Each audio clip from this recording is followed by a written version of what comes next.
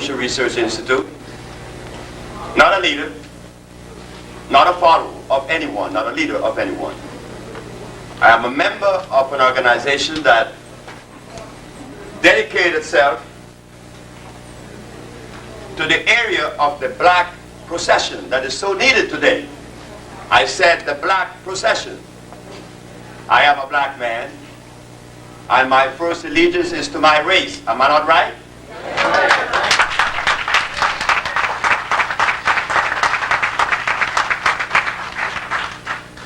Chinese first allegiance is to himself and the Chinese race. The Caucasian to the Caucasian race. It's consistent. Nobody's wrong, nobody's right. We're consistent with the cosmic procession. The black man was placed in Africa, the Eskimos in Alaska, the Europeans in Europe, and we all had our duty to this planet, to the existence of this planet.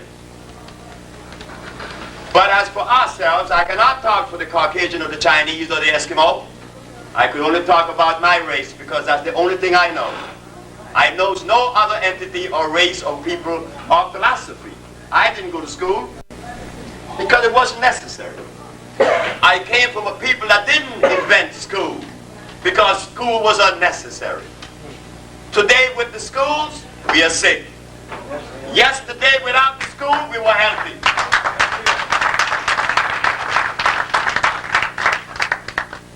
The first part of this journey that we will take, this tedious journey, is about explaining how we cure AIDS. It's not how Sebi cure AIDS. Am I your brother? Yes. So if Sebi or the Ocean Research Institute cure AIDS, who cure AIDS? The black race or Sebi? It is the black race. When the Chinaman does something in China, there isn't one single Chinese that is singled out to say he is the man that did it. It's the Chinese people. When the Arab does certain things, the Arabs. When the Caucasian, the Caucasian. But with me, it is Sebi. It divorced me from you. I am a sum total of the black race. Am I not? Am I not? Yes. I am you standing here. So what is wrong? I am you. The part of you that you didn't know. Yes, you do. I am not here with something that you are unaware of or didn't know. I am here with something that you forgot. So as a black man, we will introduce to the world a black perspective to pathology and nutrition. We have had the Ayurvedic, which is Indian. It failed. We have had the allopathic, which is European. It failed. We have the microbiotic, where it recommends us to eat rice. Rice is starch, isn't it? Yeah. Starch is carbonic acid.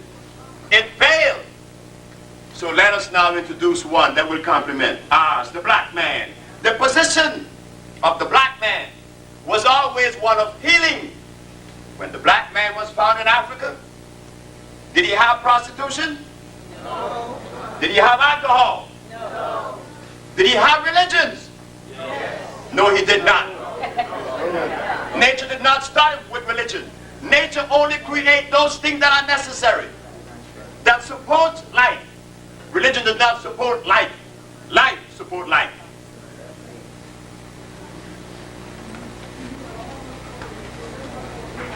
Did we wear clothes? No, we didn't wear any clothes. It was a statement that we were making.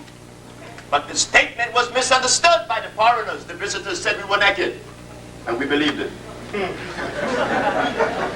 They said we were naked. Could you imagine a man standing here without no clothes?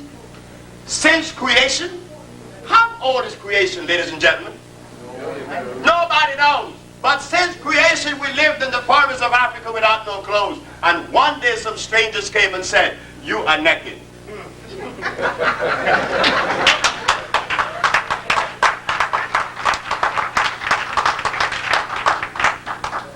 And because we, their children, have negated them and misinterpret our parents, we become like embarrassed because our parents lived in Africa without no clothes.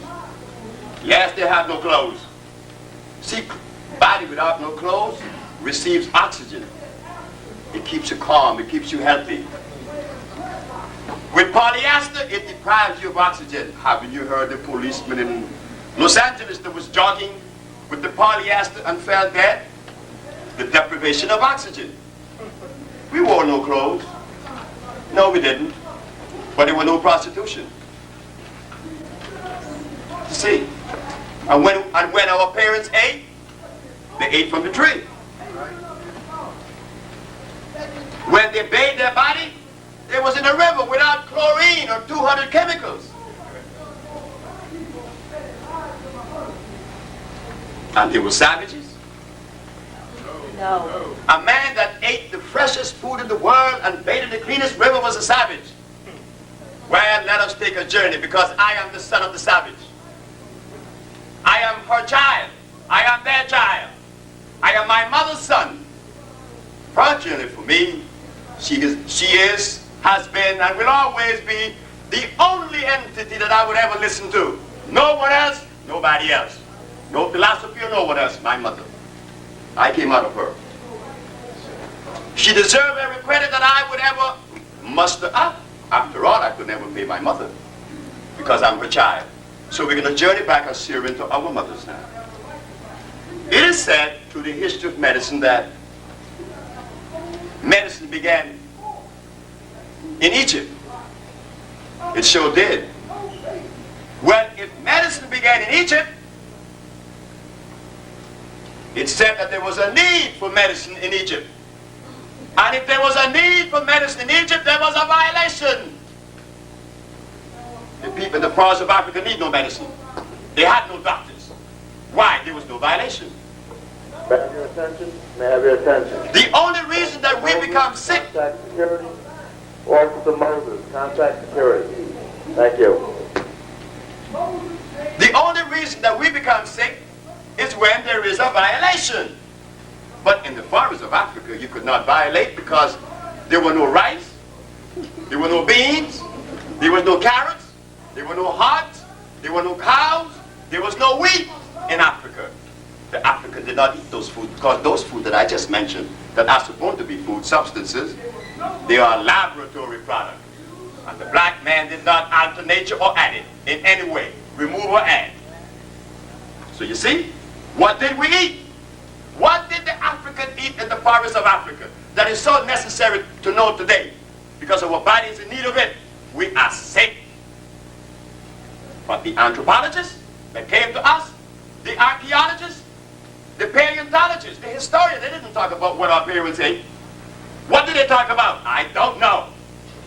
Whatever they talked about was of no consequence because now we are sicker than we ever been. But we read all those books. Well, I read no book. So we're going to journey now on a natural perspective, a natural canoe. Since medicine did not begin in the jungles of Africa, and it began in Egypt, we know that there were violations. Hippocrates came years later and brought the science and established the science of the medical science today. Hippocrates in 365 BC. He used herbs too. The question should be asked now, why isn't the physician using herbs today if Hippocrates was the father of medicine? So we find that instead of us understanding, we criticize. Black Devotion Institute has been criticized. Well, our parents does not allow us to criticize them. It is time to look at them and worship them, follow them. I stand in front of you today about to give you a lecture on how to cure AIDS and why AIDS exists. Well,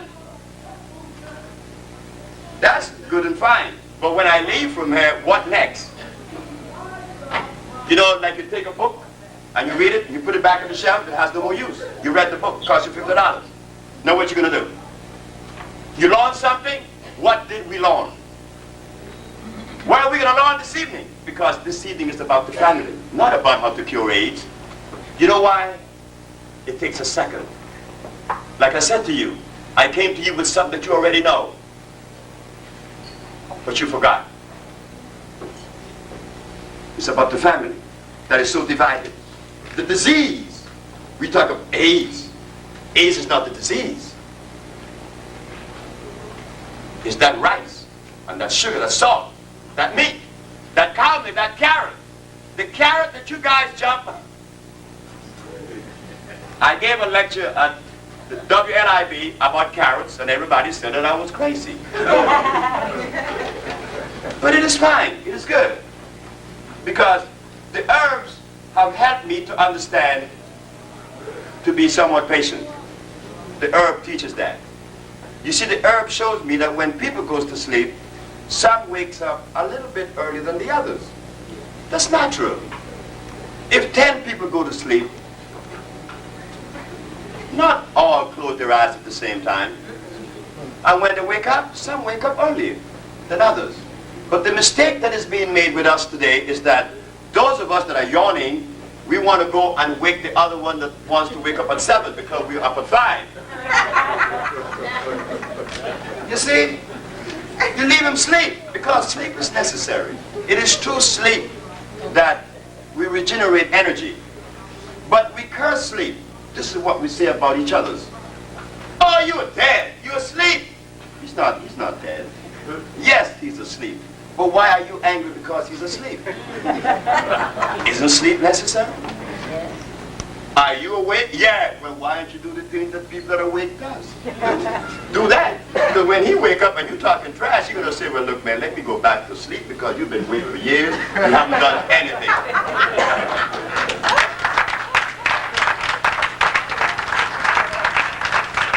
I am not awakened yet. I'm still yawning. Because I was fortunate to find a perspective that came from our mother, through my mother, and through the help of many, many, many other people, much wiser than me because I'm not wise. Because you heard me say I didn't go to school. And to be wise, you have to go to school. Yes, you do. Because if it wasn't that way, then there would not be any schools, right? Well, I'm not wise. I just happen to get information in my head that is equitable and complementary. I learned that no one is wrong, and that there's no right, there's no wrong, there's no up, there's no down, there's no superior, no inferior. That doesn't exist. So now we're going to go back to AIDS, right? Because that's why you came. You came because of AIDS. Well, what's the difference with AIDS and pneumonia? What's the difference with AIDS and TB? There is no difference. I should know that. Remember, I was arrested and charged with practicing medicine without a license. You stood by and watched them arrest me. Because you were a little bit more asleep, you didn't get up and say, well, hold it, he's defending our mother. Let us go see how we could help this institute. But no, the institute, I especially was arrested and charged with practicing medicine without a license because I said what? I cure AIDS, blindness, diabetes, lupus, herpes, sickle cell. It sounds fantastic. It sounds gross. It sounds like it is impossible. Sure, it is impossible because we forgot our mother and we have been entertaining the Western medicine. Western medicine said that there's no cure for any disease. Didn't we believe it? They also told us that sickle cell is the result of God giving us sickle cell to fight malaria. You mean to tell me that God loves us that much? You mean to tell me that God gave us sickle cell to fight malaria? Gave us a disease to fight another one? How does that sound to you? It is crazy. Sure, I know you guys are wiser than me. Of course you are. Because you are no more than I am. I'm only one. And everything I got it from you because I didn't go to school. I grew up in Louisiana with brothers in the pool hall. Niggers, as they call us then. But I'm one. But those niggers, you will hear what they helped me to put together. The vocabulary, the consistency, the organization I got from those niggers in those pool halls. So we begin now. They told us that disease is the result of germ, virus, or bacteria. Am I right? Who said that? The Caucasian again. But how do you know that's true? Have we done any research independent to that of the European? He done his research. Fine. The Japanese did his. Good. But what about my mama?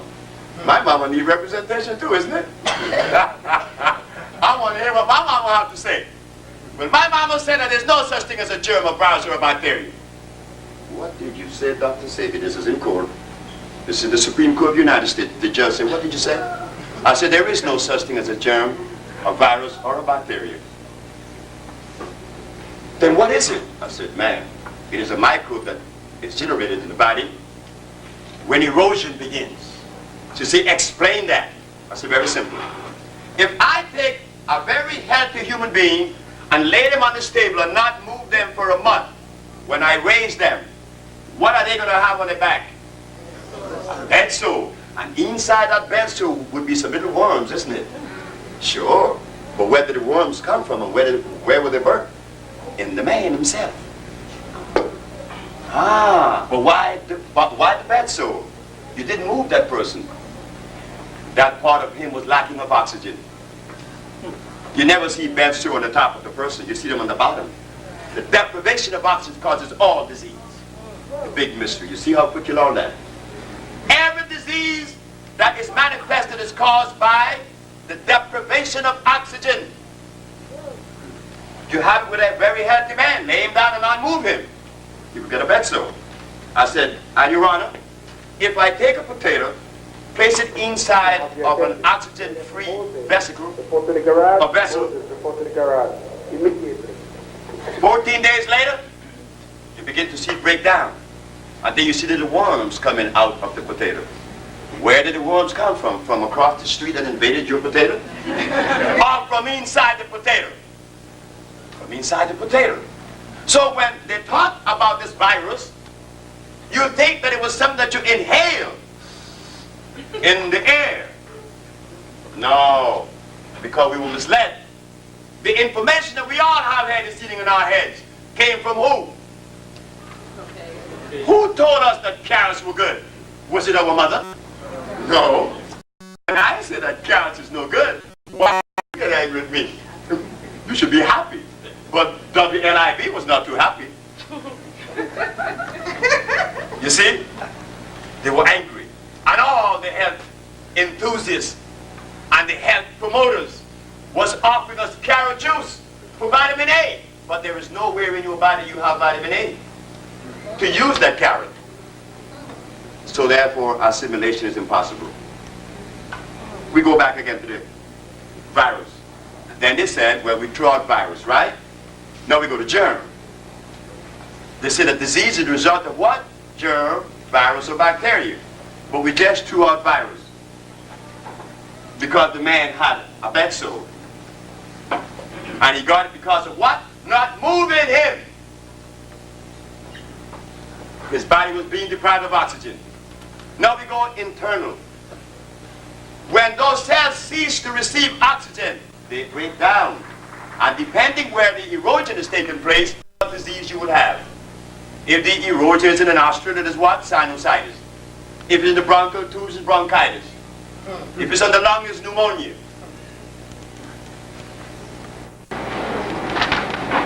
How about the germ and the bacteria? Remember what we said, that nature only creates those things that complement itself in support of life. How does a germ or a bacteria support life? They never existed. Everything in nature complements. Everything complements. A bacteria, a germ, or a virus simply does not exist. It is a manifestation that is caused by erosion. But the erosion is caused by mucus, and the mucus came from the food that you eat, the stuff that they told us to eat. After all, it's been 400 years since I had food. Been 400 years since we ate anything. Because remember, when they took us from Africa, did they bring our food with us? No. They gave us starch. They gave us meat. And if you didn't eat it, they bust your teeth out. They break your teeth out. Now here we are, children of those sick people, and then we spiritual. I mean, what that word means. Spiritual. In a state of confusion, in a state of ill health. If you're going to tell me, have the nerve to tell me you're spiritual. Behave yourself. Behave yourself. To be cosmically in tune is to only indulge in those things that complement you and us. Complement your body. Once you're in that state, you accomplish anything, because I want to be on the journey for how long? 26 years, and I'm curing AIDS. So imagine if we had stayed on the journey 400 years. Put that into a meaningful perspective. If I, who've been on the journey only 26 years, is able to cure AIDS, what would we do if we had stayed on the journey 400 years? And all I did was to start eating the garbage. Sometimes.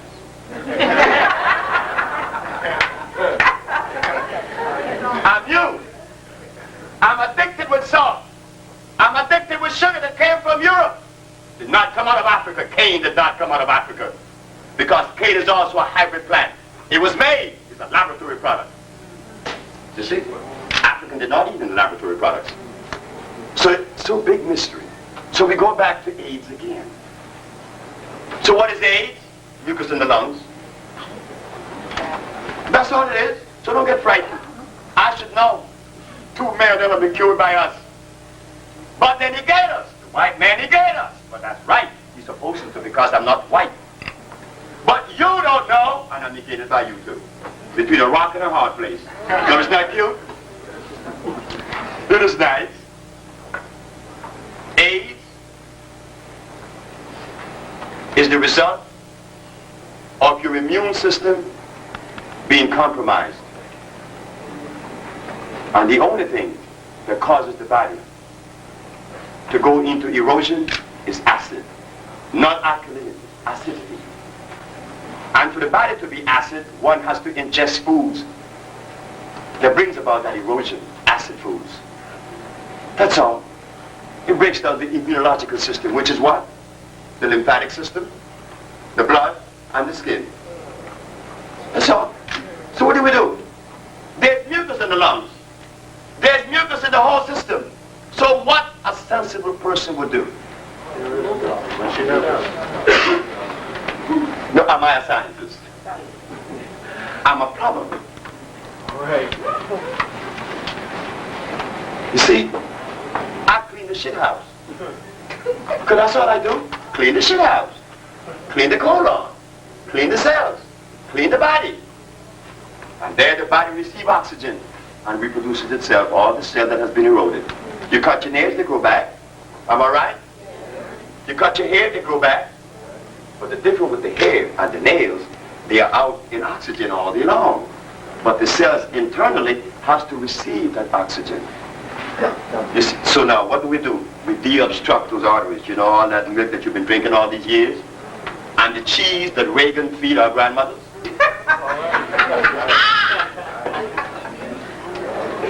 You know, cheese. Do you know what you are telling a race of people when you feed their ancestors cheese? He has no respect for us.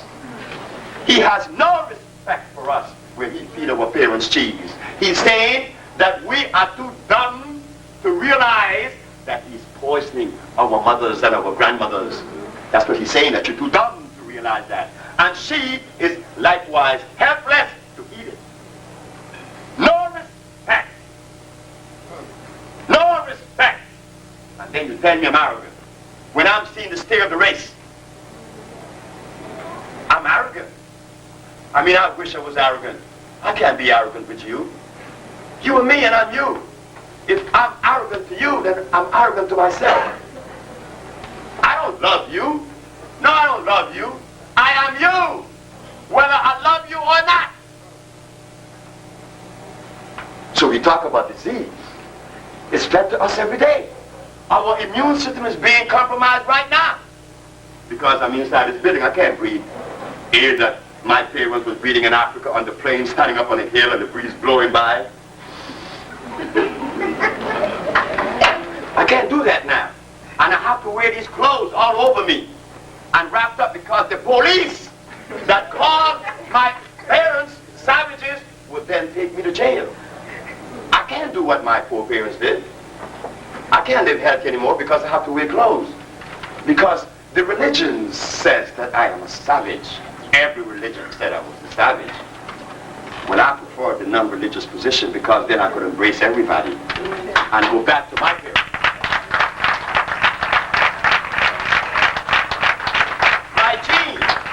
My gene has to be protected by the same code that coded it since creation. You mean to tell me that I'm a black man and live Chinese? Isn't that a slight violation? I am a black man and I'm gonna marry a white woman. That's another violation. Because her ovum and my sperm are not of the same electrical composition. So there is now.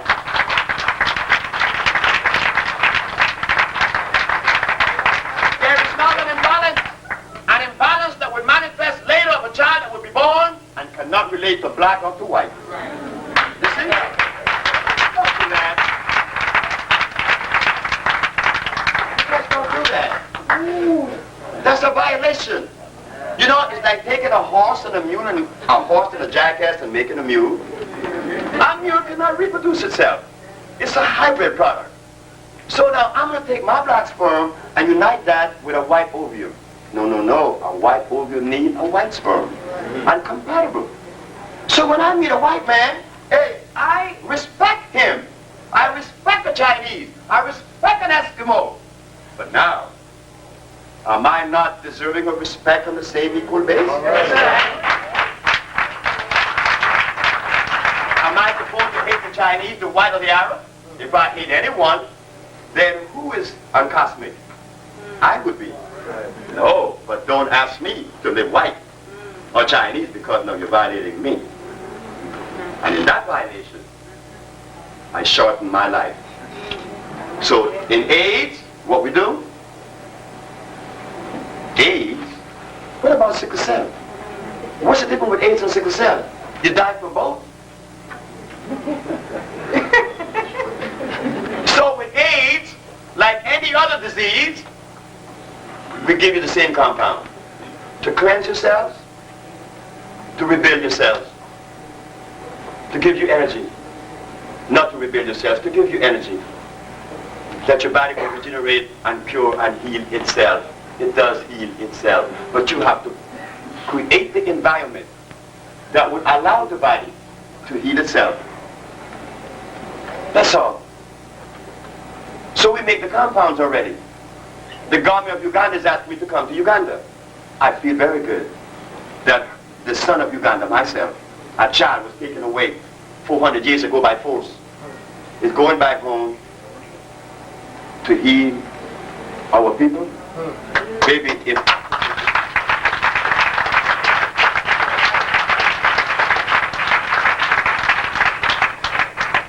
Africa is destroyed, what do we have left? Where do we go?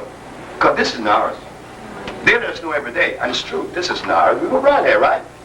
This is ours, and if you fight for this, well, that's a crime, because that's like knowing that someone stole this glass.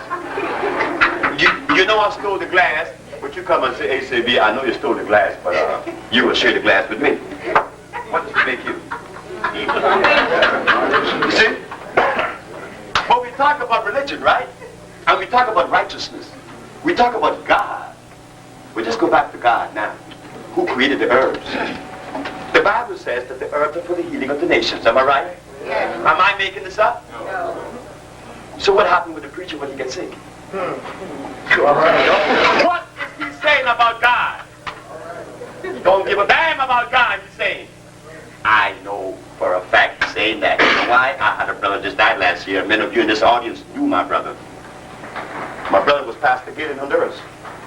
I said, but Pastor Gate, the book of Genesis, the book of Ezekiel, the book of Revelation said that the herbs are for the healing of the nation and the fruits are for food. And why eat this flesh, this pork?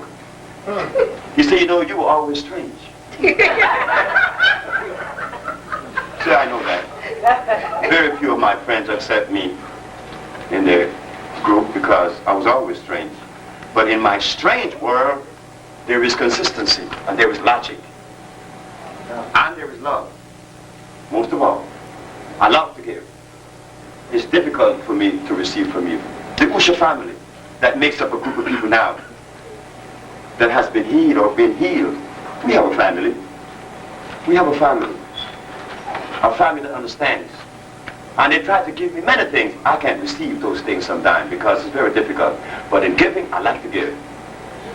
So I said to him, I would like to understand what zone in your head exists that you would negate God for man's position. As you said, I said the medicine that you're taking was made in a laboratory with some inorganic substance and chemicals that does not assimilate. And I explained that very carefully. It's not very difficult to understand, don't worry. My brother was taking substance that was made in a laboratory. When something is made in a laboratory, is it complete? No. It cannot be complete. It was made in a laboratory. It does not have oxygen. Any product that is made in a laboratory does not have oxygen, hydrogen, no carbon. It's impossible. That substance could only be made by life itself. And if it does not contain the chemistry of life, they call it carbon, hydrogen, and oxygen, it would not become one with you to help you. But you chose that over God, herbs. Well, you're going to die. He said, well, if I die, he said, I'm going to leave you 10 children to take care of. I said, you know, I'm going to take care of them if I have to, and I will. He said, well, that's cool. And he died. And he died in my mother's arms. And my mother said, well, this is the way he was, died. And he died. So that's why I'm afraid of preachers. They talk about God, but they do something else. And I'm not saying that. Go in the church. Go in any church in America. And you will find out our parents have big ankles. That's right. And the preacher himself had diabetes and gout. In fact, I don't know why gout followed them for some reason.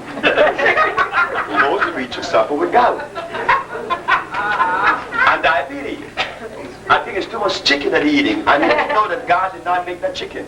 So don't get frightened. Don't get frightened. Because there's too much to this lecture that needs to be brought out that we would not have enough time, but I hope that we would share another moment together that we could hash these things out. I'm not lecturing to you.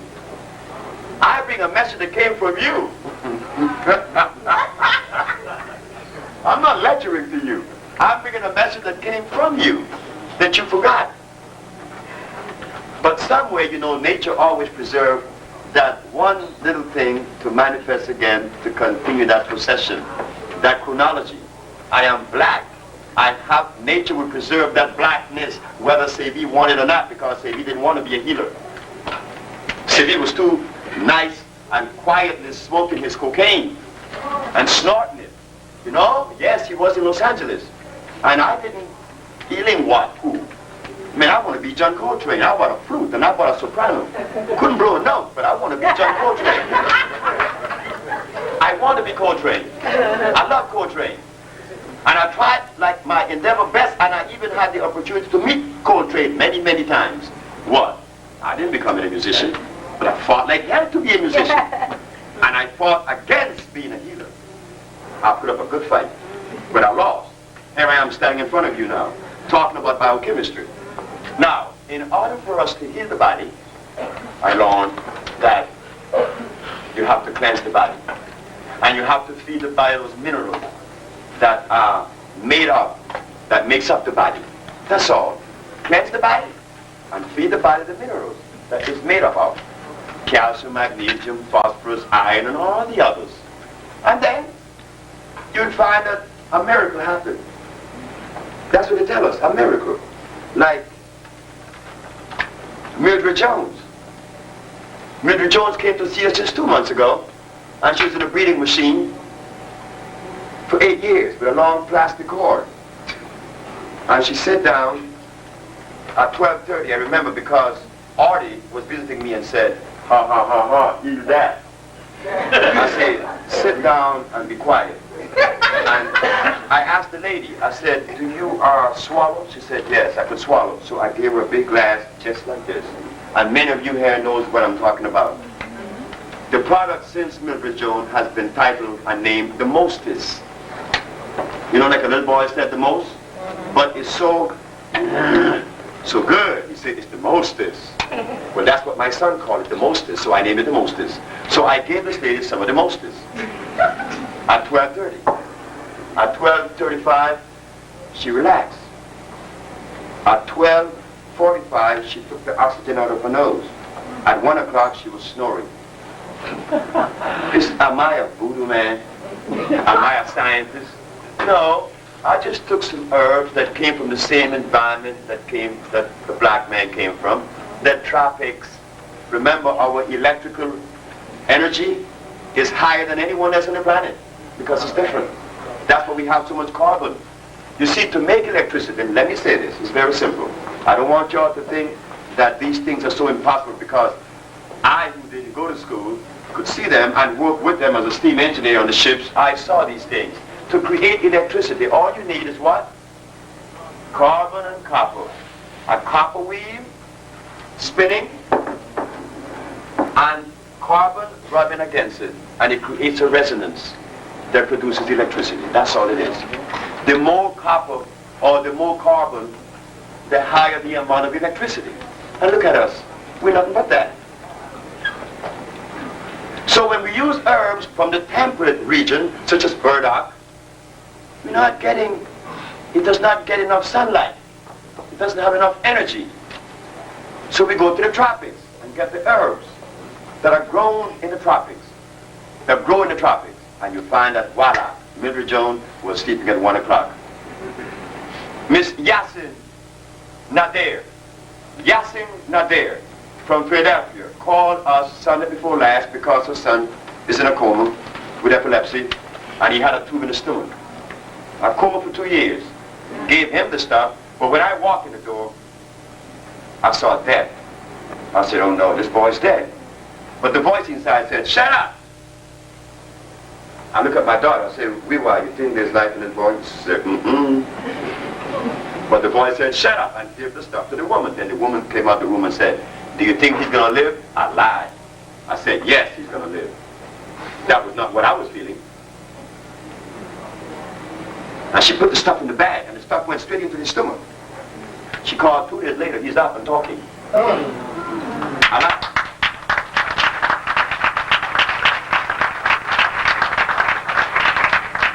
Now we come to AIDS. I didn't know I could cure AIDS. How would I know that? I don't diagnose anyone. I don't have laboratories to break down germs, bacteria, or virus. I don't do that.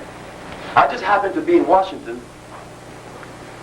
giving these people compounds that were curing all leukemia, sickle cell, which is Achilles Stroud. And a young lady said, Zelma Peterson called me and said, Dr. Sebi, I know you have cured many diseases that I could have helped, and this is why I wrote an article about you in the Financial Independence magazine. But I learned that my brother-in-law brother has AIDS. But he's at pneumocystis stage. You think it's too late? I said, don't do that. I said, fly to New York and go see Annette. Annette is in the building now with that pink dress, that flower dress over there that you always see. Annette, come forward, please. This is Annette. Annette also cures AIDS and any other disease. See, I'm just talking because they're scared to talk to you. You see, I'm a little bit bolder than them, but they know more than I do. So Annette gave her the compound. She goes to Boston that Saturday, gave the boy the stuff. That Sunday, pneumocystis was gone. 2 months later, the doctor said he didn't have AIDS, that he was misdiagnosed.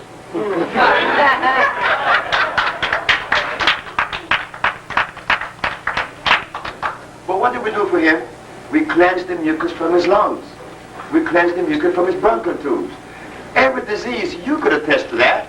Every time you're sick, you have a lot of mucus coming out of you.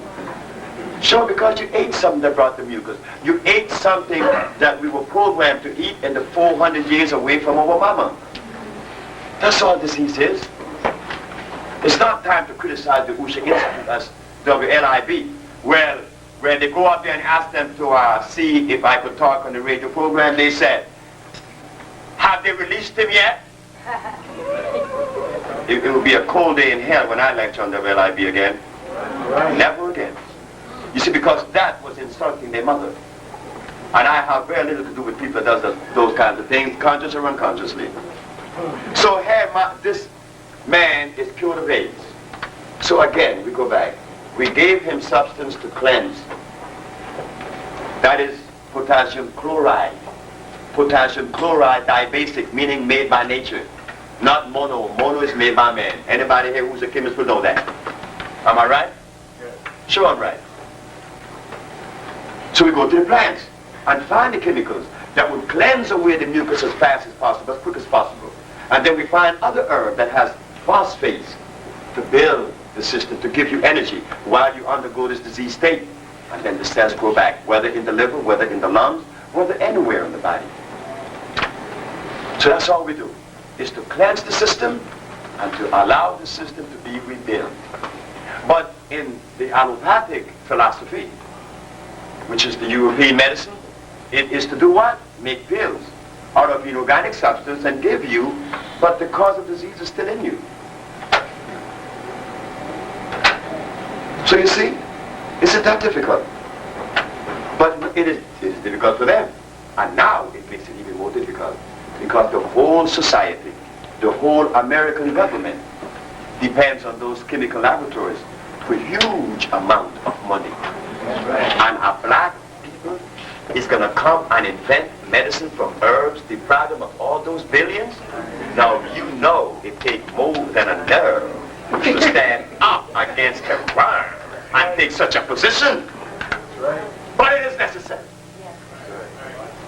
Because my life was at stake. Remember, I was impotent.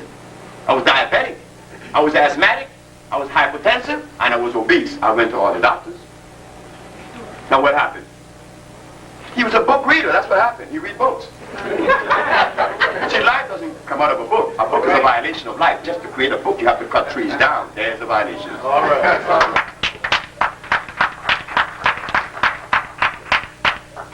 We don't have to be afraid. We don't have to be afraid. If Sebi, who was arrested a day before I'm supposed to testify in the courts of the United States, downtown Brooklyn, Supreme Court, the Attorney General sent a message to me and said, if I take a misdemeanor, that he would drop all the charges. What was he saying to you? Not to me, but to you. He didn't give a damn about you. If I had done that, you wouldn't hear my mouth today. I said, no, this is fisticuff, lose, win or lose. Because my people are at stake, my race, my step, my being, my family. And I'm supposed to take that is like me going to a Caucasian and asking them to stop being Caucasian. That's an imposition. Or to have the Caucasian race to implement in their world things that belongs to our world. That's an imposition. That's a violation. Give respect. We learn to be obedient. A zebra does not ask a horada, how come you don't have stripes? Nature made him with stripes. It did not make a horada with stripes. But they're both equitable. See, we have to begin to understand what it is to be different. Not better, not worse, not superior, not inferior, because you're not inferior to anyone. We just happen to play a unique role, a role that I will explain right now. A bird or plant, you go to get what mineral? You see? Iron. Sure. Meaning that the predominant mineral is iron. But then we go to the dandelion. Or just take the shade grass. Shade grass. What you go to that for? Calcium. It's coded to ingest calcium. So the black race is coded the same way, like the plants. Look at the eagle, it eats meat, not the quetzal. It doesn't eat meat, it eats seeds because it's coded. The flower of the burdock is what? Red, purple and white. But that of the dandelion is what? You see? But which one is better? They both serve their purpose. So what is this thing about?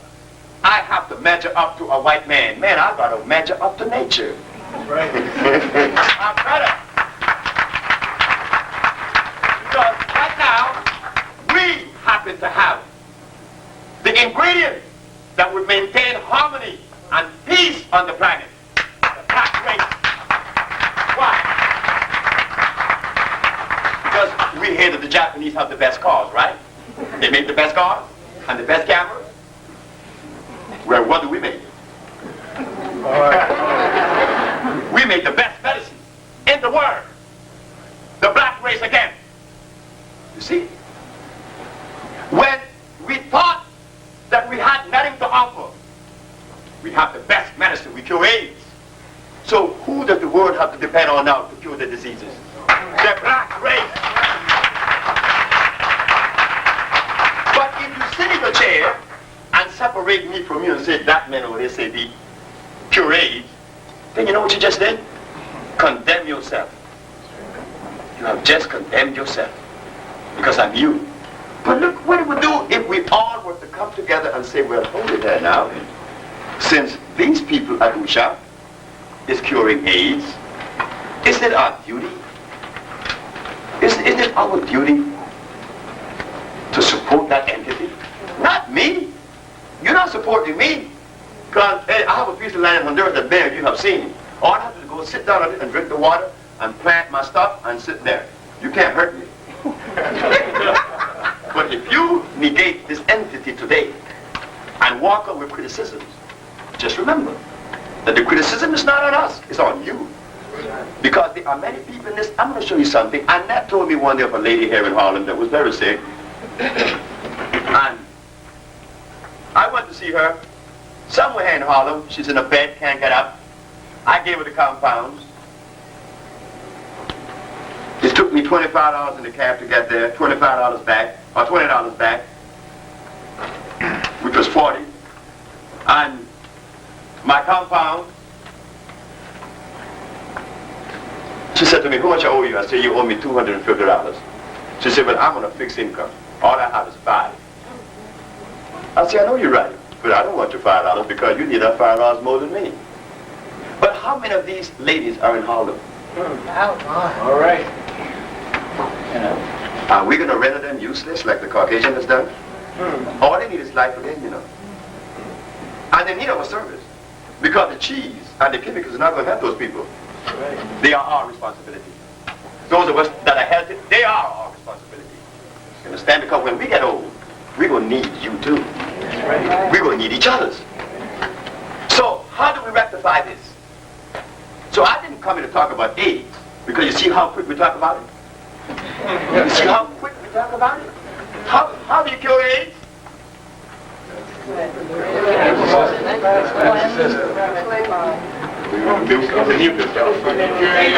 So big deal. You see what I'm talking about? It took 2 minutes for, as they call us niggas, 2 minutes. But NYU have libraries bigger than the building that I occupy and cure AIDS out of. Books on medicine that would, look, if you would fill this room, and it's still doing research, but in 2 minutes here, we, the son of those African people. African people. I hate to call them that, because I don't deal with that, but our parents from that continent, that they call Africa. Right. We are their children. So if with 400 years of eating meat, and eating cheese, and eating salt, we are able to cure AIDS after 400 years of violation? I mean, look, we have got to be some kind of monsters, isn't it? So we are doing that, the black race. So we have to get back on the business of taking care of ourselves the way we always had. We always did. Nobody could take care of us better than we can. Who could do that? Why would we even put that responsibility on someone else? Why would we even entertain that? I mean, that's a violation. Look at what you're doing. Look at what you are doing.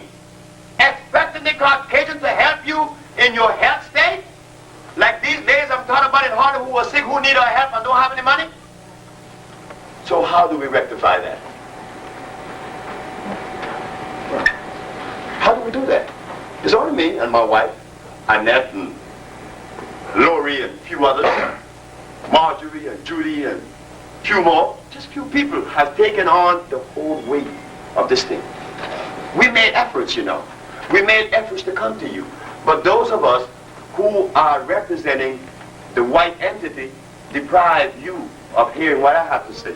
Like, for instance, I was in Harlem, and there was Dr. Prince and Dr. Justice. And they were talking about something that really didn't make sense. They was talking how they were going to make it easier for the AIDS patient to die. You know what I did? I just couldn't take that, because that's when my arrogance comes out. I came up and I said,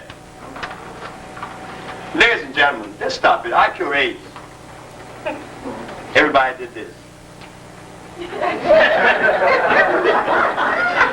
And yes, and so and so and so and so. I said, oh no.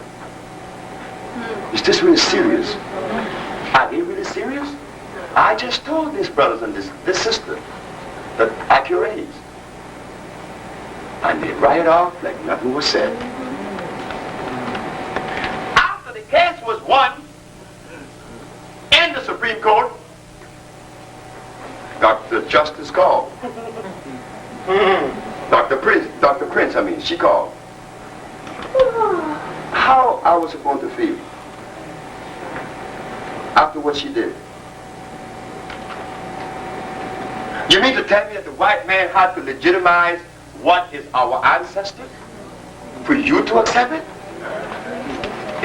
It's really that? I mean, wait, hold it now. If it's really that, then I'm in trouble.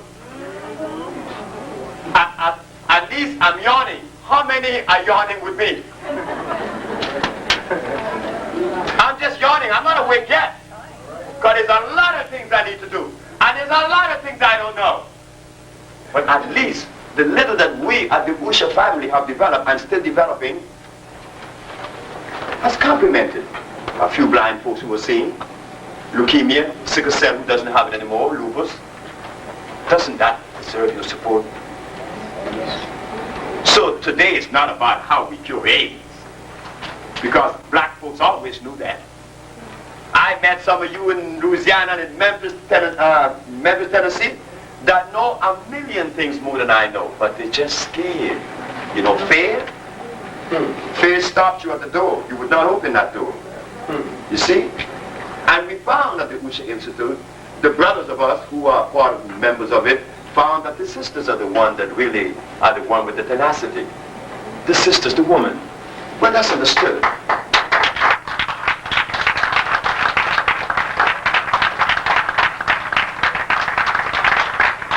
I am the only male that is in the operation of this institute. I am the only male. They make the stuff. They direct the institute. And since I'm talking, and I'm sick of talking, because after you talk, and you talk about talking, then what? You know, I never liked, no, I'm going to tell you the truth, and this is the God in heaven truth. I was never gravitated towards men like the war. Never. I would never deal with that. But men like George Washington Carver, yeah, that's the aspect. He was doing something. He wasn't talking about talking. Men like Booker T. Washington, men like Garvey, that's who I respect. Because they were doing something. About the other talkers and book readers, I mean, we had enough of that, right? I mean, I've been there for 35 years, and we have read all the books there is to read. But we still, after we read the book, we put the book on the shelf. But now we have some work to do. And the work that needs to be done is not in those books. Not one of them. They cheated us, they taught. I know I didn't spend my money. Because like I said, I didn't go to school and I don't read books. See, it costs too much money to occupy myself and my time with this stuff that didn't make sense. I have to do something. We have to do something. We have to heal ourselves. You don't get that in a book. Because if the healing that I'm doing was in a book, or the healing that the Usha Institute have arrived at now was in a book, wouldn't you have the book too? Wouldn't you have the book? I mean, if it was in a book, I'd have to say, but go buy such and such a book. So it came out of what? A history, a people, a gene, not a book. Not a book. It came out of you, our mom. You understand? Our mom, our mother. And we're going to give that respect. So we hope that when you leave from here this evening, you would make it very simple to everyone else. What did Dr. Sebi talk about? He said that disease is removing mucus from the system. Well, that's all he said, yeah. All he said.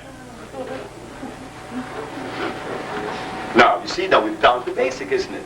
And after we heal ourselves, all those things that we want to claim we are, that we want to exchange with one another, such as, I'm spiritual, holier than thou, but drinking carrot juice and eating pork chops. Or eating tofu. Tofu is worse than pork. Tofu is 100 times worse than pork. It's going to tear your membranes down immediately. Women get vaginal discharge immediately. If you don't believe me, go eat some. Go eat it.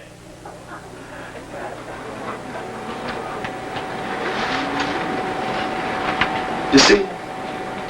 We need you. We need you. And you need us. Like, you know how we felt when the African government of Uganda came and sit with us? I mean, that was like, wow. That is where you really feel your usefulness, isn't it? That you're useful to your family. You're not in the position of healing because it is something that you want to relish on. Because most people tell me that some people envy me. Well, I wish that I could find someone that I envy. In fact, I do envy a man. He's in St. Croix. He does know how to read and write, and he's very healthy. I wish that I didn't know how to read and write because it said that I was less impregnated, isn't it? I was less molested. This man does not know how to read and write. And he don't even, when he receives a letter, he gives it to someone. You want to read that for me? Tell me what it says. And he's not embarrassed. He's using you to read this garbage. Whatever this garbage, it has to be read. So today, the lecture was not really on AIDS, wasn't it? It was showing where we are as a people. Whether we're Muslims, whether we're Christian, whether we're Buddhists, whether we're Shinto, we're brothers and sisters, came from the same gene of Africa, isn't it? Right. So we have to go back, and now we have the greatest gift. Remember what the prophecy said? That Joseph was taken to Egypt as a slave, and then he became the king? Well, I don't know if we want to be kings, isn't it? Because what does a king do anyway? Sit on a throne.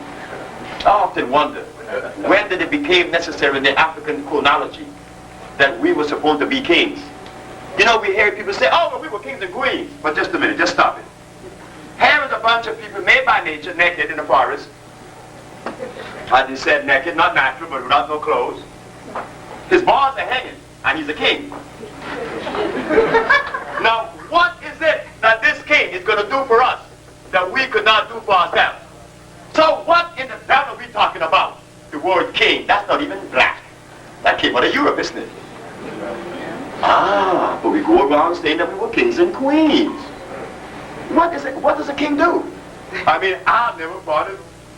I mean, where it was useful? A king.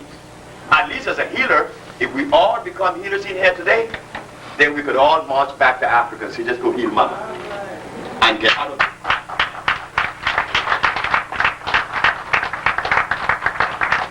I recently was talked to by two sisters about a king from Ashanti that came.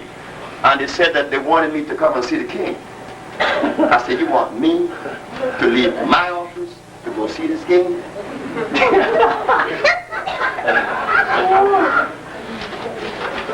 The man is bloated up. He's sick. I could look and tell his eyes were very puffy. He had diabetes. He was loaded with fluid. I said, that man, the only way he would be healed by me is he crawled up these steps. You see, kings. I left from Brooklyn to see the lady in the bed. But she was no queen.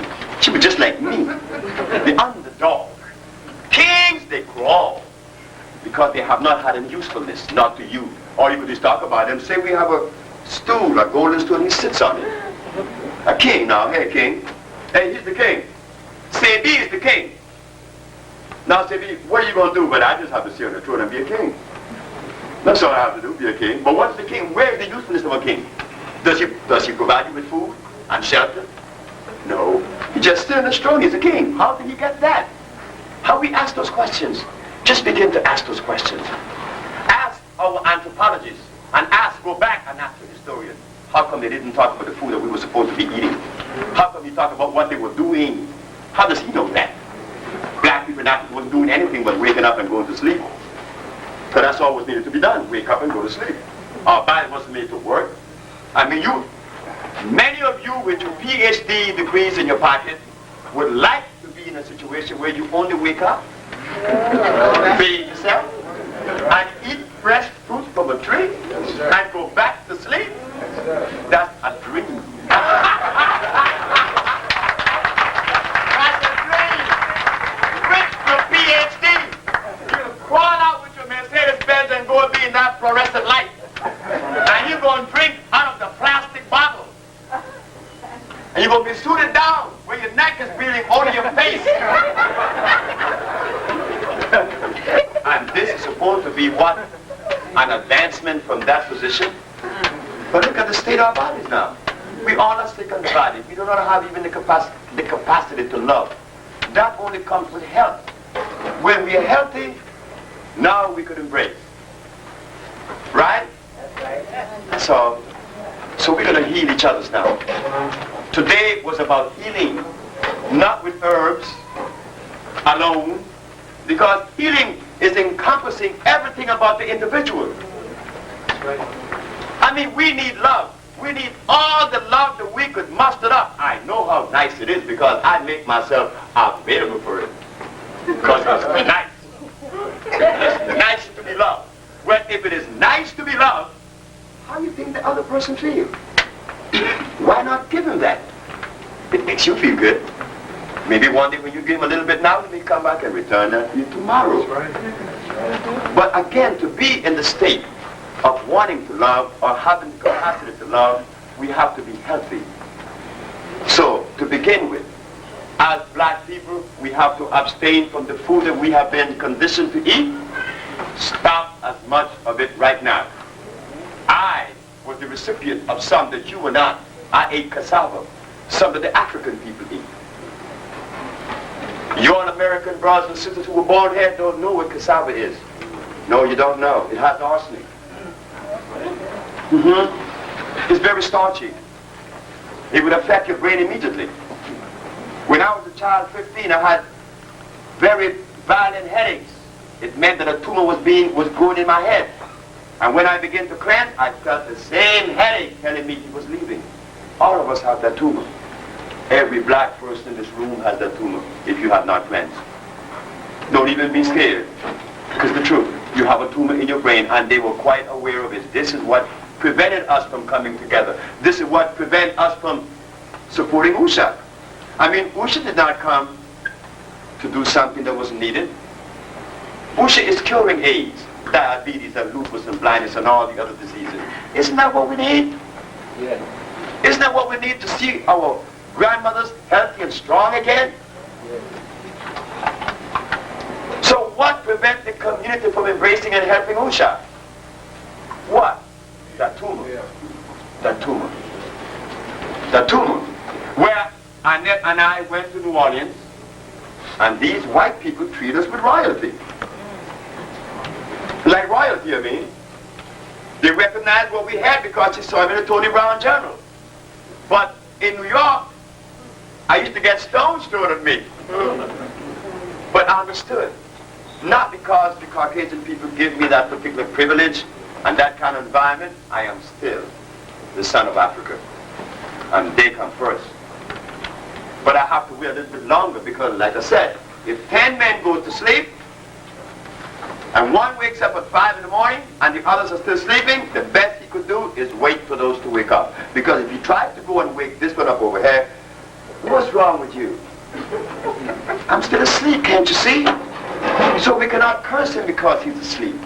So we just have to unite all of us, that are yawning come together and begin the process of helping those that are still asleep. That is our duty. Those of us that are waking up begin to do things that would complement those that are still asleep. But instead we curse him. We call him dead. We call him asleep. Yes, he's asleep. But what are you doing in your awake state? Nothing. So let us do something now. Let us come together and further this healing process, because it is grossly needed all over the world, not only in the black race, but in the whole human race. Healing is necessary. And we have that responsibility because we know that they don't know what they're doing. You know how old medicine been here? How long? It's been here for 253 years. They're not curing AIDS or sickle cell or diabetes. No, they're not. So what are they saying to us? They just can't do it. So now that your brothers and your sisters, that Usha is doing it, is it time for criticism? No, you can criticize us, I said. But what help would that be? Would be of no help. We have proven to the courts, we have proven to you in the community, all of you who have sent people to the Usha family, they all said what? That's right. That they did good. And they will do good. The Uganda government came and took some compounds and took it to a lady that had AIDS. And they came back and said, it's a miracle. It's a miracle. Dr. Sebi, she's up and she was out. She was waiting to die. And she's up and she's talking on the telephone and she's doing everything. She's going to the bathroom by herself. And she's doing that. Now, I didn't feel like it was a miracle, right? Because I just showed you how it was done.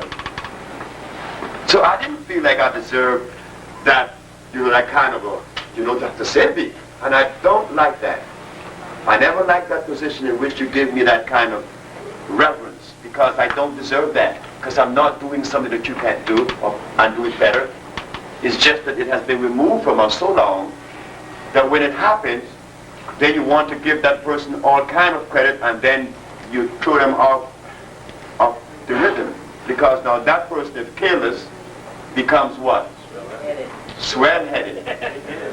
When you see what happened, the reason why it is difficult for me to become swell-headed, because see, I like to walk bare feet, and I like to go in the river and bathe. I like to laugh. I like to scream. See, I like those things. Those things makes me happy.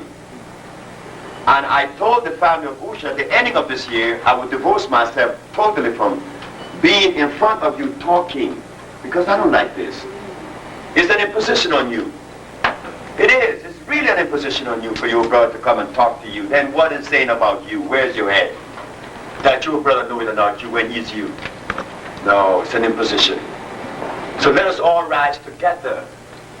Not the Usha family alone. No. So don't come here waiting for a big surprise. Oh, we're going to hear how AIDS is cured from a biochemical or chemical perspective. No. It's all garbage. The judge said to me when I was talking about how we cure AIDS at Usha, she said, Dr. Sebi, you make it sound so simple. I said, but man, everything is simple. Everything is simple. Those things that are of consequence, they are very simple. They're very easy. You see, I never heard this before. I say, I know that. Because the African people has not stepped in to world society and represent themselves as far as pathology and nutrition is concerned. But now, here it is. The African bio-mineral balance is in the archives of the United States.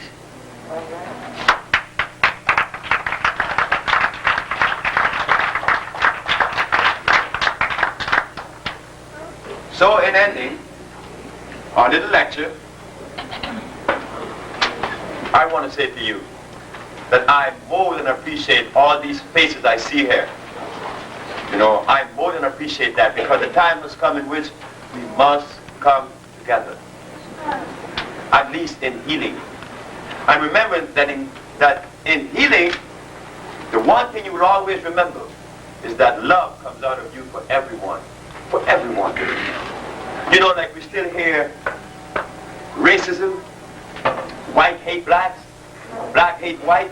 That's fine. We have our journey. Our journey was always one to give love. I don't know if we're going to be as careless now to allow the foreigners to tell us what to do and allow them to infiltrate in whatever way and destroy our little thing.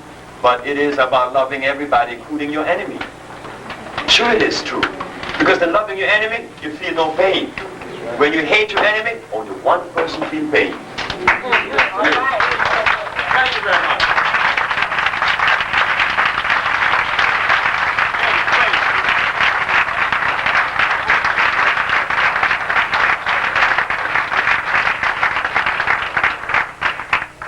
At the ending of every talk, there's always the better part of the lecture. The question and answer. Please, don't reserve your question. Feel free to ask whatever question you want to ask, because this evening it is family, isn't it? And are we supposed to hash out those things that need to be hashed this evening? Are we going to leave from here with the same empty-headedness that we left in other lectures? No, we're going to do something now. We may even devise a way in which we could see how we could collect $1, just $1. I'm going to show you all something very simple. $1.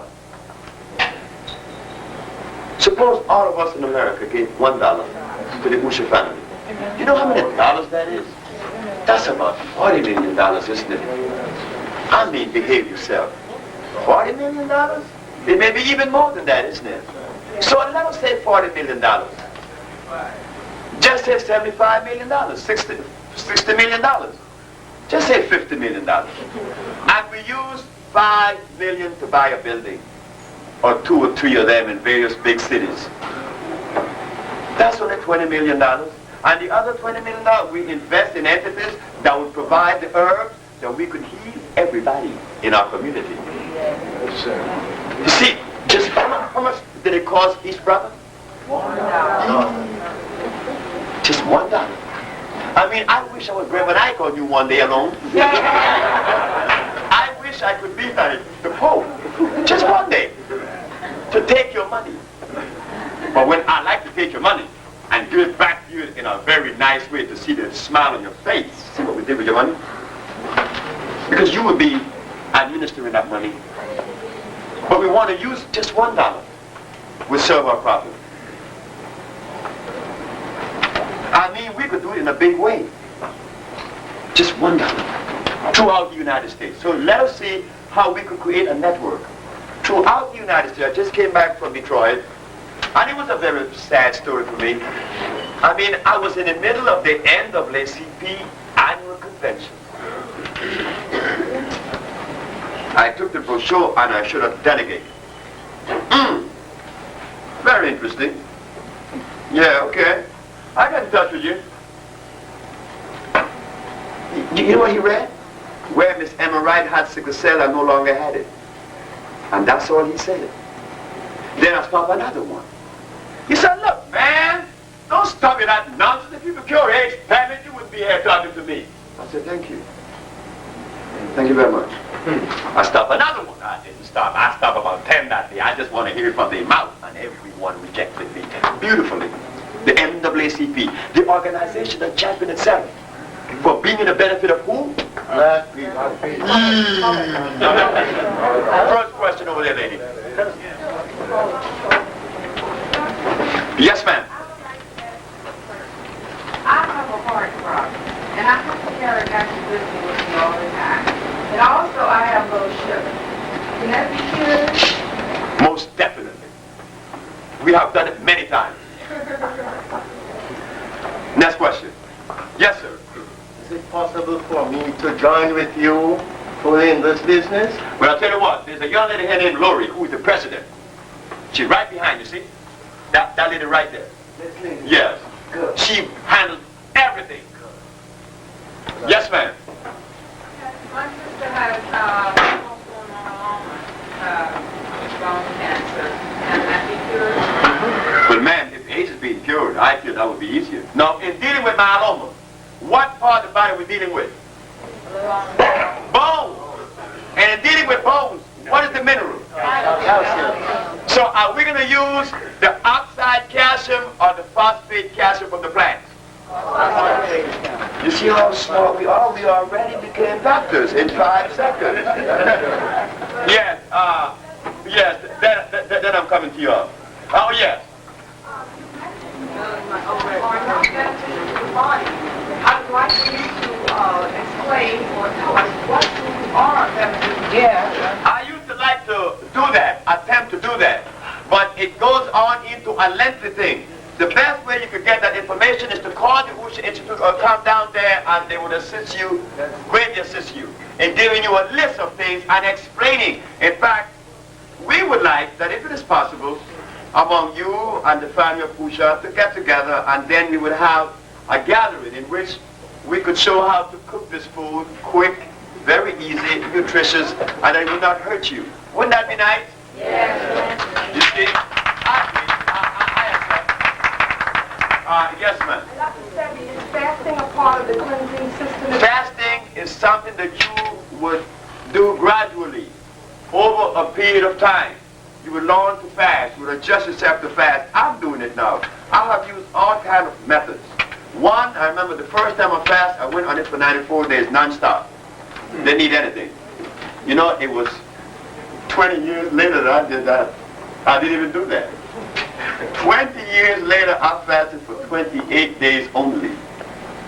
So I learned that in fasting, you have to learn to fast because the stomach has to readjust. If you fast suddenly and your stomach shrinks, the conditioning of your head will say, I gotta fill this thing back up because it's still empty. But if you fast one day and eat another, fast one day and eat another, and take that for about 7 days, and then next month, you say, well, I'm going to fast for 2 days, I need 2 days. And then you go gradually. And then your stomach have a chance to be shrinking on you slowly. And once it's shrunk, then the desire for food becomes minimal. I just talked to Mr. Lee. I was in trouble in Detroit this trip because month before last I was in Detroit where Martha Jean the Queen, how many of you know of that woman? Martha Jean the Queen, you know of her? She's a woman that is in Detroit that takes me there every month to see hundreds of people. And this one man impressed me very much, Mr. Lee. Oh, Mr. Lee is 87. Mr. Lee is about 6 feet tall and he's slim. And he dresses, he's sharp and he's clean. And this man, oh God, this man just impressed me. I look at this man when he comes to see me. He said, good evening, young man. You Dr. Sebi? I said, yes, sir. Well, I'm Mr. Lee. But Mr. Lee is a tough man. So Mr. Lee is 87. And he doesn't wear glasses, and he can read and write very nice. Mr. Lee said to me, well, young man, you know, I have a woman, but I want another one. So I want you to help me with these compounds and use because I want another woman. You see, this other woman is very nice, and I don't want to deprive her. She's very nice, and I want to, you know, be with her, but I have this one here that I love very much, but are you going to help me or not? I said, I'll help you. So when I went back to see this time, I went back to Detroit. There was Mr. Lee. But I couldn't help it. Mr. Lee was in a group of people. I said, Mr. Lee! He said, you remember me, right? I said, Mr. Lee's sister was angry with me because I gave him all of my attention and didn't give her any. But Mr. Lee is a very impressionable man. He's very strong. Our sister came and said to Mr. Lee, are you married? Mr. Lee said, yes, I'm married. Not very much so. This man is, you know, so that was the trouble I got in. His sister jumped all over me and crazy. Yes, sir. Yeah, what I'm going to say is based on some observation I have recently, just like the European had their several of them meeting the richest nation, and not one African is included in that group. I noticed it. Yeah, so what I want you to do is address the answer to some of us who might don't understand what's going on, because like here we try to get together and then some of us bringing somebody else who don't like us to get into what we are dealing with. But there is no reason why a Japanese or a white man shouldn't be here. There should be reason, but in us constructing, no, we can't construct with their philosophy or their presence, no. Because we have to separate ourselves. Everything was made separate. Everything is different, you know. You see, they tell us that we're one, right? But is that true? No. You see? I mean, damn, if you put me next to a Norwegian, man, you know there's a distinct difference. Man, what was this? That we are one. We're just different. Not that the Norwegian is less than me. Because I've been to Norway many, many times, and I have been to Russia. I've been all over Europe. But I never find it necessary to relinquish and to compromise my blackness, but I never found it necessary to offend them either. Because I don't want to be offended. So, as hipping us to come together, you know, we've been doing that for 35 years since I've been here coming together. Coming together around what? There have been no coming together in America in 35 years around an entity that's going to protect us, that's going to feed us, and compliment us. He was always around philosophy. But I don't get around that. That's why I don't have friends that entertain that junk. Next question. Right here. Yes, ma'am. Yes, ma'am. I would like to know how long the cleaning process takes. I have asthma. When I was an asthmatic, for 28, 29 years, Miss Mildred Jones that just spoke about, Miss Mildred Jones, she had a machine. She was worse than you. And in a half an hour or 15 minutes, she took the machine out her nose. But I want to say this. That have to be very, very carefully understood. I had 2 people that died after they came to see me at the Usha family last year, or this year. Young woman too, with asthma. She came and she took the compound and she was feeling very good, but she didn't come back because asthmatic people does that. I did it too. Once that wheezing stops and that breathing becomes good, we don't want to take the substance anymore. No. The mucus is in the head. Like I said, every one of us have a tumor. And it breaks down. And you find that you're swallowing. Many of you felt that you're swallowing mucus sometimes, draining down your ear. You know? It's coming down from this big head. You know, that cheese and a cow. This lady, this young sister, told me that she was only eating the food that I recommended. And in the selection of these foods, broccoli was one. As a steam engineer, I learned to understand chemicals. I'm a steam engineer. I learned that not by going to school for it, because you heard me say I didn't go to school. I learned it on the ship. I was a wiper, which is a janitor. I wiped myself to a fireman and water tender, to a junior engineer, to an engineer, on-the-job training. So while on the ship, it was my duty, at one point in my journey as an engineer, to scavenge the oxygen out of the boilers. That's the first thing a steam engineer has to learn to do.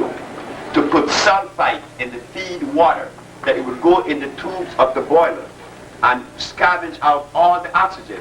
If there's any degree of oxygen over and above, just, I would say, oxygen in contents would be like only 1/10 of 1% of the water.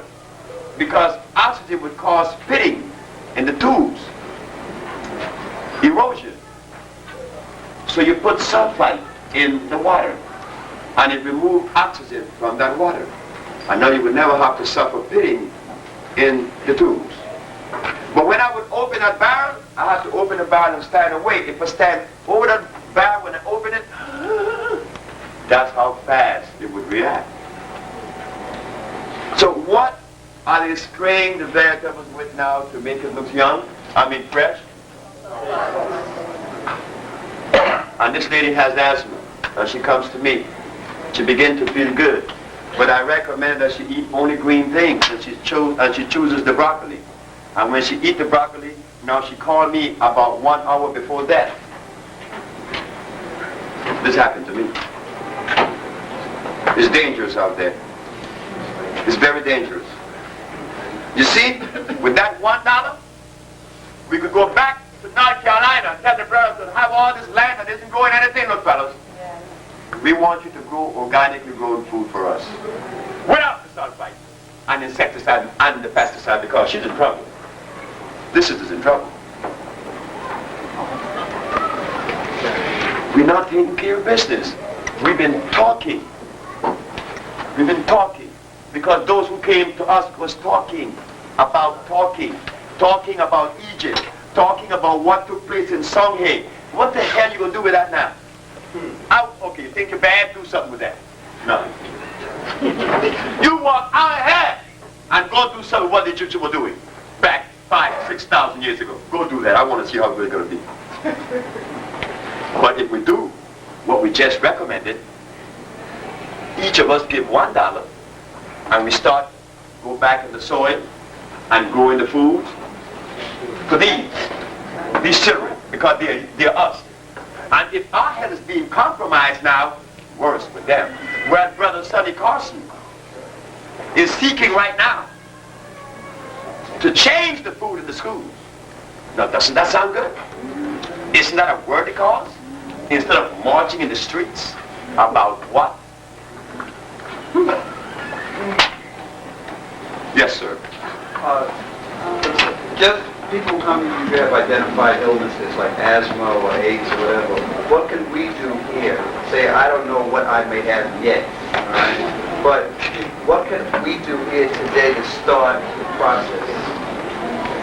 Well, when this man, Martin, came to see me, Martin didn't have no disease. Martin is right here. This big head man in front of you, the man is raised man.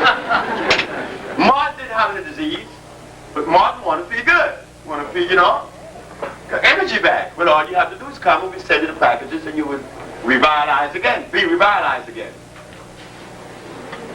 Yes, sir.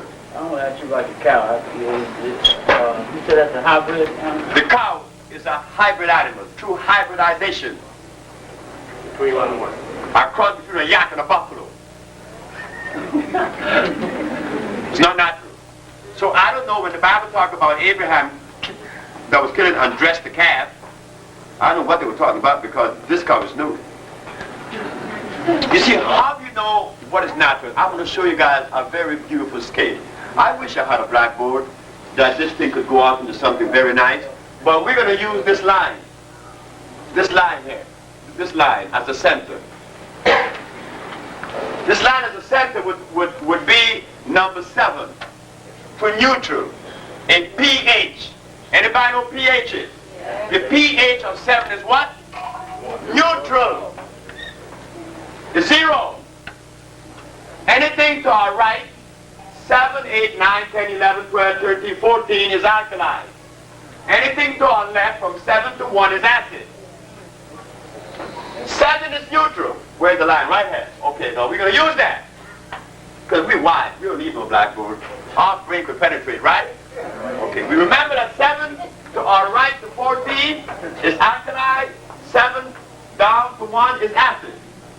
If a substance is acid, it's always below 7. Below 7. As a steam engineer, I knew that.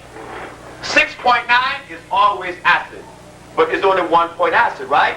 And as it goes to 1, it becomes more acid and more acid and more acid. And depending on the degree of acidity will determine what scale it would be on, right? So we find that cyanide and arsenides, they are like 2. 1.5 grain of arsenide would kill you right now, isn't it? But if the substance is on above 7, is it good for you? Yes. Yes. Now, when you milk a cow, this is a hydrogen ion concentration test, they call it. Hydrogen ion. To break it down, pH, depending on its structure, is acid state. If the substance is alkali, if you milk a cow, the cow is 5.2 on the hydrogen scale, which means it would erode your cells, and that milk you're giving your baby, that bottle, is killing your baby with fever and nose running. Right. But if you milk a goat, the milk is 9.8, which is what? Alkaline, which means that God made it. God doesn't make anything that hurts you, right? I mean, if he made something to hurt you, he wouldn't be God. If you make a tiger, the milk is alkaline. Over here. If you make a lion, the milk is alkaline. If you make a woman, it's alkaline. But But if you make a cow,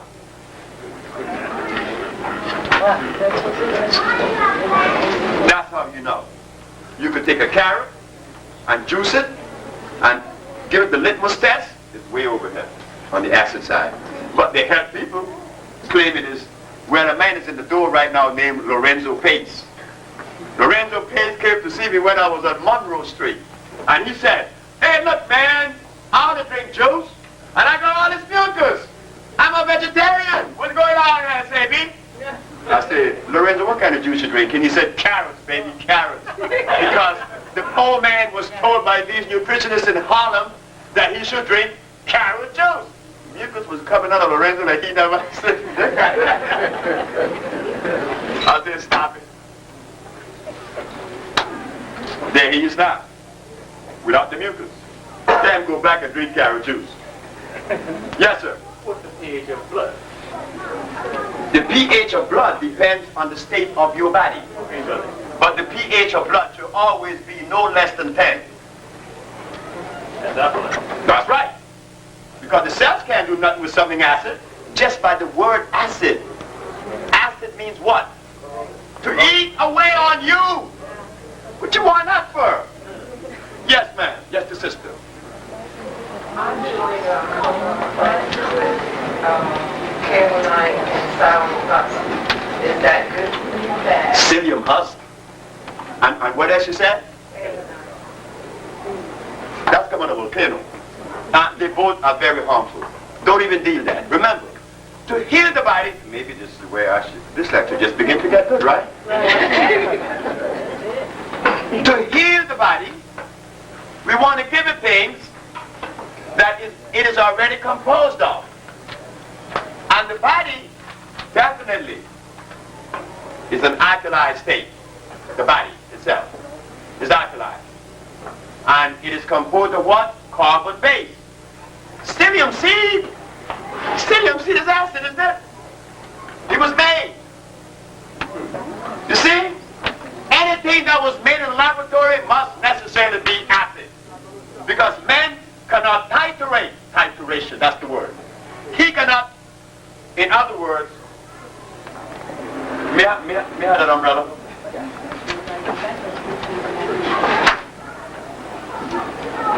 Nature, since creation, made things the way they should be.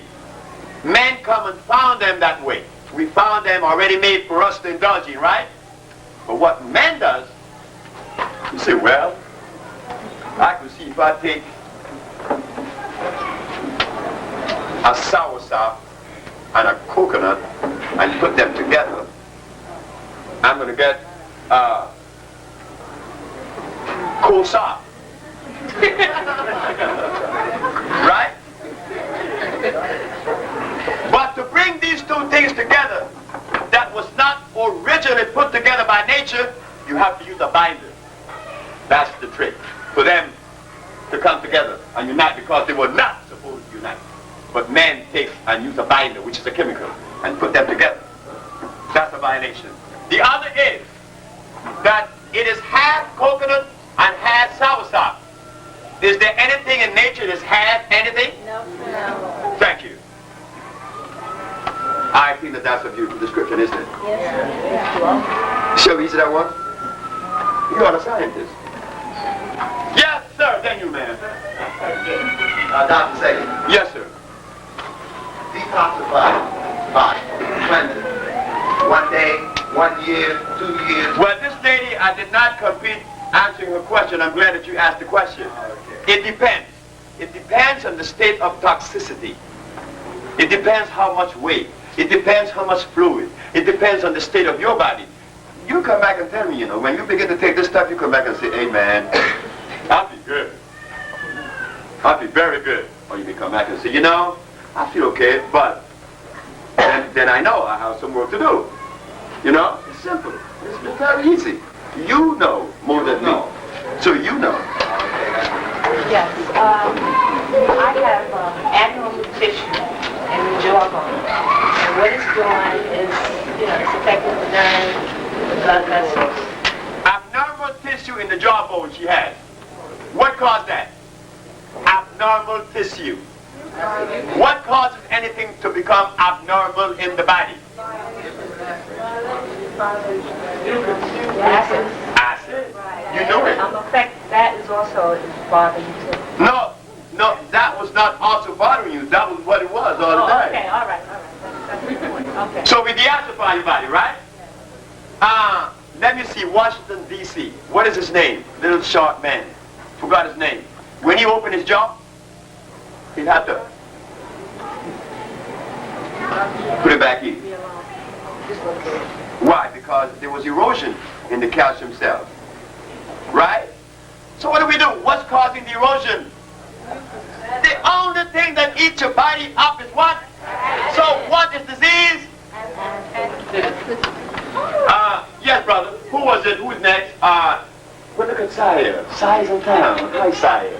Saya's a beautiful little girl. You ought to know about Saya. Yes, sir. Please tell us exactly what the problem or the benefit of soybeans, tofu, soy milk, TBP. You know, there's a young man that I don't see here today. His name is Jay. I didn't do his research. Jay did. Jay is a member of Pusha. Jay put things in a way that I hope that you would get this paper that he wrote on tofu. Tofu, he said, the food of what, he said? No, the food of who? What did Jay said? The food of champions. He said, early in the 19th century, George Washington Carver found that soybean had a very good milk, consistent to make plastics.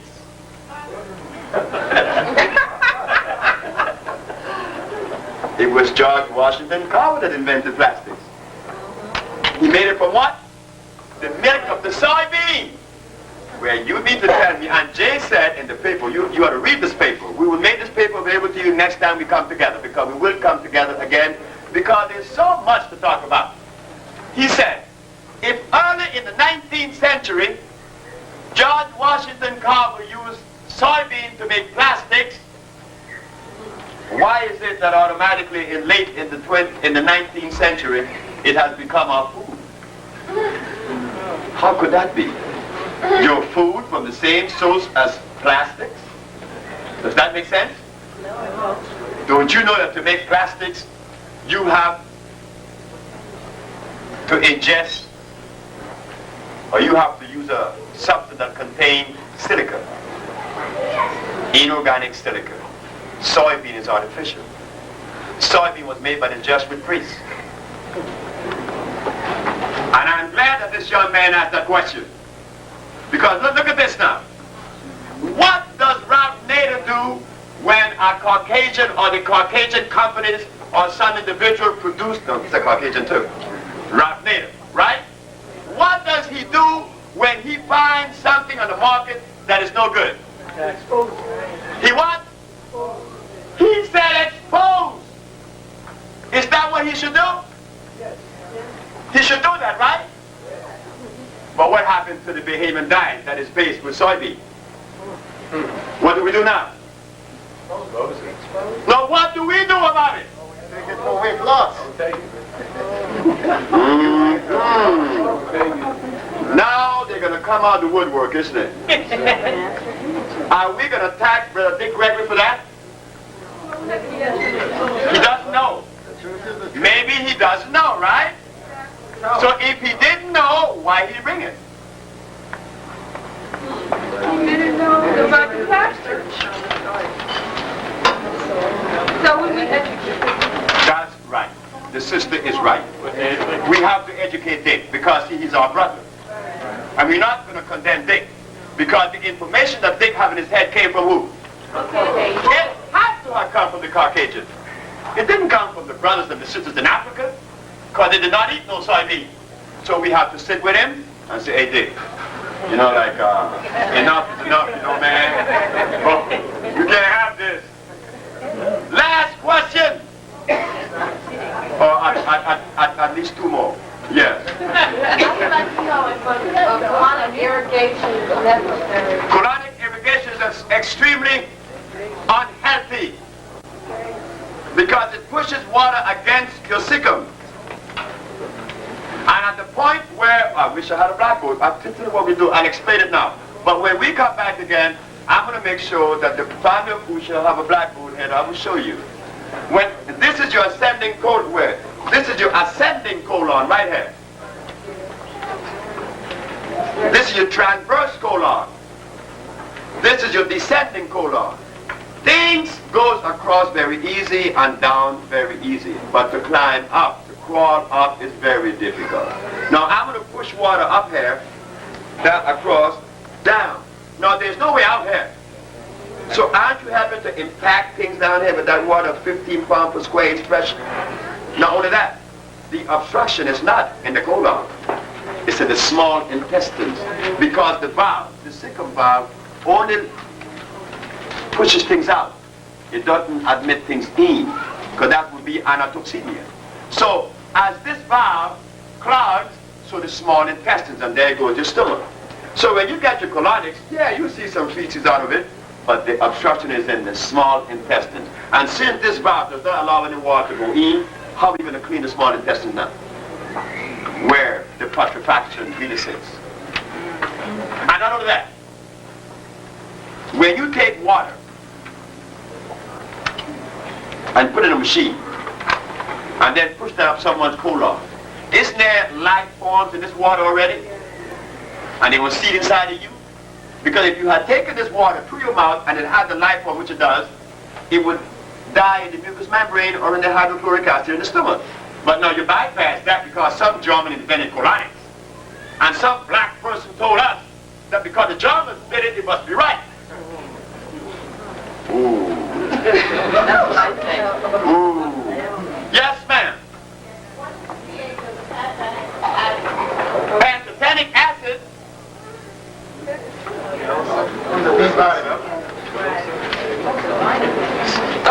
Would it be below or above 7, fellas?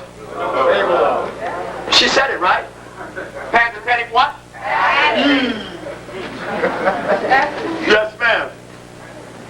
If the elements that we require in food are tropical foods, is that to say that our diet should be mostly tropical foods? And if so, would that necessitate us living in the tropical climate, or would that necessitate us eating a lot of imported food? You see what the sister just asked? Is the whole lecture. She asked, does it necessitate, since we are tropical, that the food would come from the tropics, or that we would have to live in the tropical region? What happened when you put a gorilla in Alaska? And what do you think we are doing gradually? Our skin gets wrinkled fast. We're dying. And what she also said, does that mean also that we're supposed to get our food from the tropics? But I'll tell you what, I was a merchant seaman. I know about boats. I have a brother who owns boats in Honduras now. A boat only costs about $70,000 to come from Honduras to Miami. So with that dollar, we could buy 5 boats. We hold it. We could also get all kind of land in Honduras. And they were glad to have you grow stuff over there and build on your boats organically to you. Tropical fruits. Yes, sister, you're right. You asked the question of the evening. That's why we use the herbs that come from the tropics. They contain electricity, high over and above anything from the temperate region. That's why everybody feels so good with the Maya. Our compounds are electrical. Food is electrical. You are electrical. I had the opportunity to receive electricity through my pores in Honduras as a very young boy, 16 years of age. I'm walking across Honduras. And this Indian named Inez, that really knew the forest. He was my age, but he knew more about it than I did. He said, look, if we go across these mountains, it's going to cost a lot of labor going up and down, up and down, up and down. He said, look, you see this shoulder? They call it cordillera. We're going to climb up one mountain and walk across all the others from the top, across. Just one spot we had to come down, go right back up 10,000 feet. We were in the clouds. We were inside the clouds. And at one point, I was laughing and running. All 3 of us young fellas, 16 years of age, running in this cloud. Running, walking 3 days, sleeping only 1 day. But we had energy.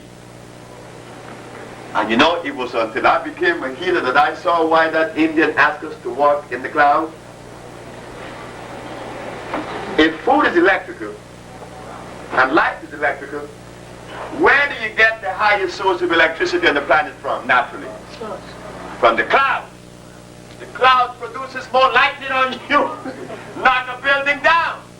Well, if from those clouds come electricity and we are submerged in it, what do you think is happening to us? No stuff. Yes, ma'am. What in the body would make you reject more fruits and vegetables? The only thing that would allow you to reject any substance in your body would be acid. I have many people to come to me with that. Dr. Sebi, I can't even hold water down. And they were right. They could not hold water. They drink water, they puke it up. They had to. Why? A bed of acid in their stomach. Mucus. This aggravates it. Clean the mucus out, you drink tons of it, you eat anything then. Yes, sir. Yes, I have two questions. Yes, sir. First of all, does that mean that citrus fruits and all are not beneficial to the body? They are not as acid as starch. You see, in the acid stuff, something that was made by this man, some are more and some are less. Citrus is acid.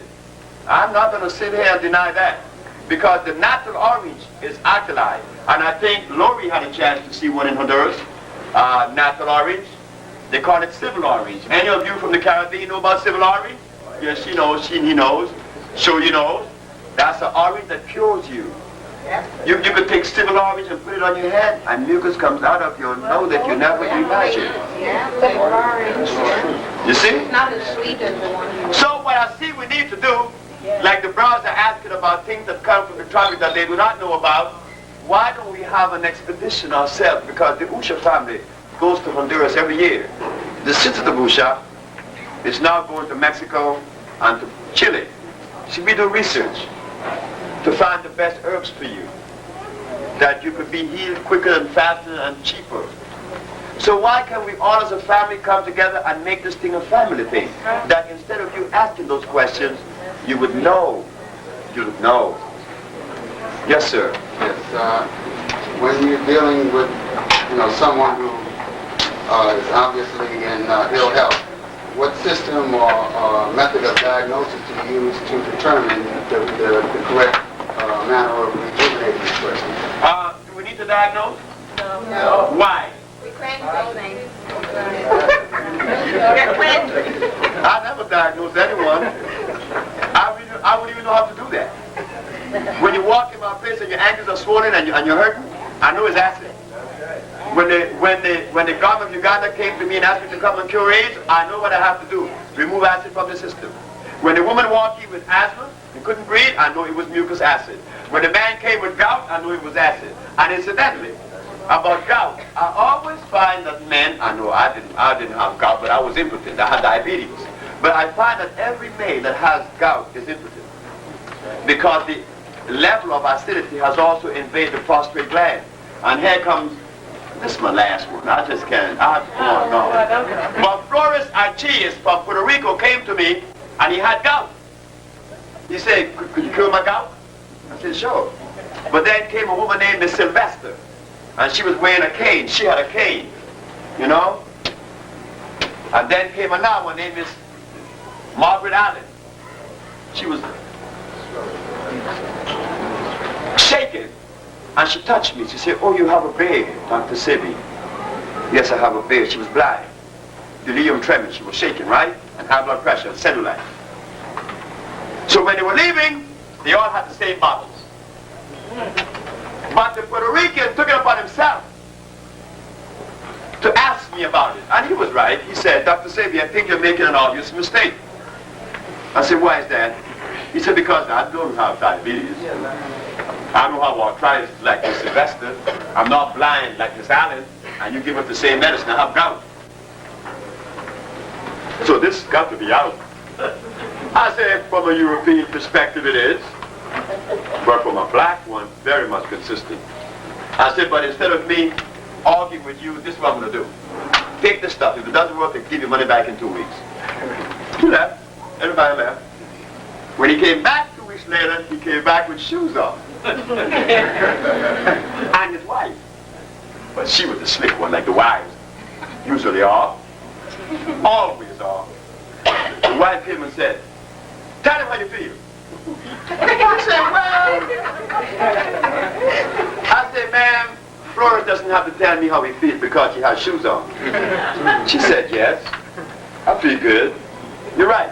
Tell the man the rest. He said, well, I'm having sex now. You know, it's been 4 years, but I'm having sex now. She said, okay. So, did I give him something for sex? Is there any medicine in the world that stands for gout? Is there any herbs in the world that says this is for gout? So, what the herb did? As it cleansed the acid from his toe, it cleansed the acid from his prostate gland that was preventing him from having sex. Is that so difficult?